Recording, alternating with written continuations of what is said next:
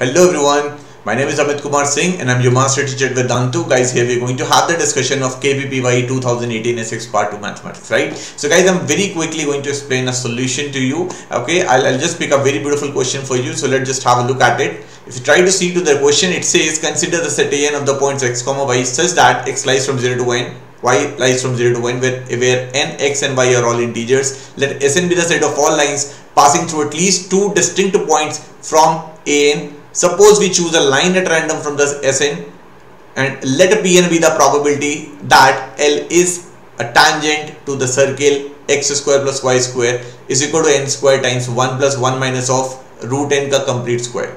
Then the limit intending to infinity Pn is. Basically they just want us to find out the value of the limit. Okay. What limit? The probability Pn. First of all guys, the moment I'll see this question, I'll try to write down the expression for probability. Okay, that is favorable cases upon total cases. Total cases, I hope all of us will agree. In this particular question, total cases is something which is pretty fine, right? Total number of points lying in the region from, where x lies from 0 to n and y lies from 0 to n. So total number of points is always going to be n square. So total number of favorable cases is pretty much clear, n square C2. But how about the favorable case? Okay, since I am picking any 2 points within the circle, okay, within this set an, I'm taking any 2 points and I'm just quoting that, and I'm just assuming that what is the probability of those two lines. If they are forming a line, then this line becomes a tangent. Okay, for that I'm just going to show you one of the very beautiful approach so as to deal with this application, right? Let me just show you with you. So guys, I hope all of you can comfortably see by the equation of line that if you try to see this equation of circle, all of you will agree this point C, that is n comma n, is going to lie outside the circle. I've just taken first quadrant segment, okay, with respect to x axis. I hope all of you will agree, right? Point C, I have taken coordinate as n comma n. I am just marked 2 points corresponding to point C, that is point A and point B, which are lying on the circle. Okay, so point A coordinates is going to be like n comma n minus root n, and point B is going to be like n minus root n comma n. I just want to ask you guys, if I try to visualize this triangle ABC which I have shown in the diagram, okay, and if I want to count the total number of points that lies inside this triangle, or total number of points that lies inside the triangle is always going to be, I hope all of you will agree, the total number of points that lies inside the triangle is always going to be less than root n into root n plus 1 upon 2.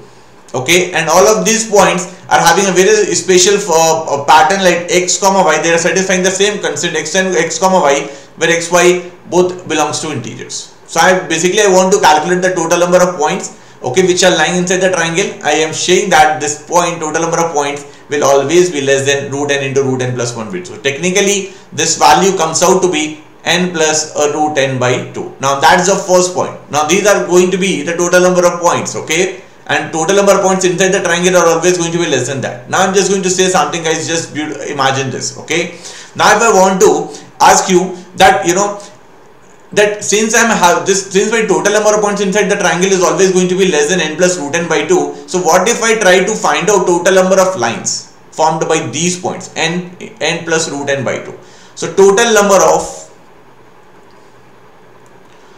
lines formed by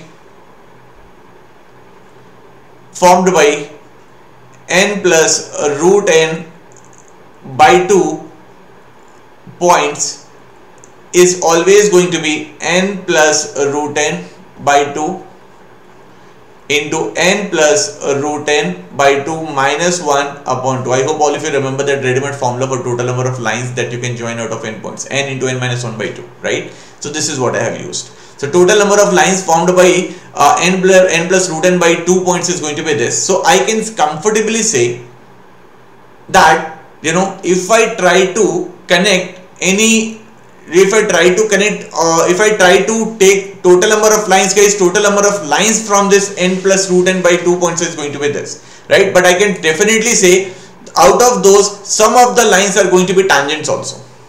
Okay, so definitely one thing I can say, not all of them, but definitely some of them. So I can safely say one thing, that the total number of tangents will always be less than n plus root n by 2 into n plus root n by 2 minus 1 and then complete by 2. This is what I'll say. My point is clear that if I want to calculate the total number of tangents, guys, I can comfortably say the total number of tangent, whatever be that very number, guys, that is always going to be less than the total number of lines that we are getting out of these endpoints, right? Now, once we have got this point, I am going to write down the probability. Okay, I am going to write down the probability, and I hope all of you will agree that if the total number of tangents expression if I have got, I am going to write down the probability Pn. Okay, that is simply total number of tangents.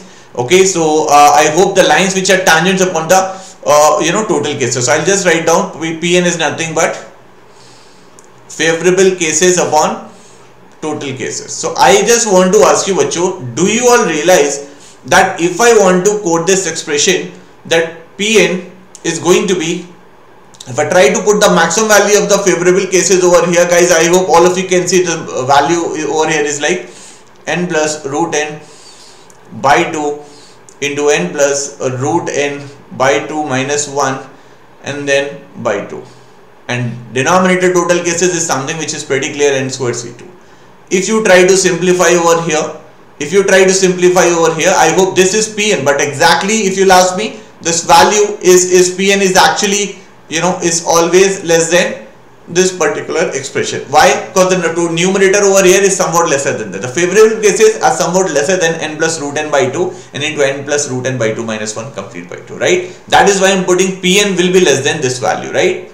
So guys, if I try to quote it Pn, so can you all see the expression? If I just try to simplify, it becomes n plus root n into n plus root n minus 2 and then divided by 8 upon n square into n square minus 1 divided by 2. Now, if you just go back to the question, they want us to find out the limit at n tending to infinity. So why don't I apply over here? Okay, now if you try to visualize that, if I try to apply the limit over here, limit n tending to infinity. Okay, if I apply limit n tending to infinity, I'm just going to write it again. Limit n tending to infinity, p of n will always be less than limit n tending to infinity.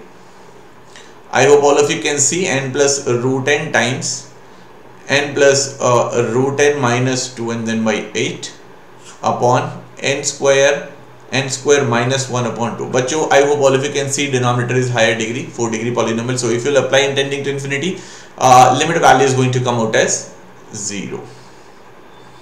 Limit value is going to come out as 0. Ideally it is coming out to be less than 0, but I hope you all can imagine that we cannot get a negative answer. So yes, the lowest value that this expression can attain is 0, right? So that is going to be the answer for this particular question.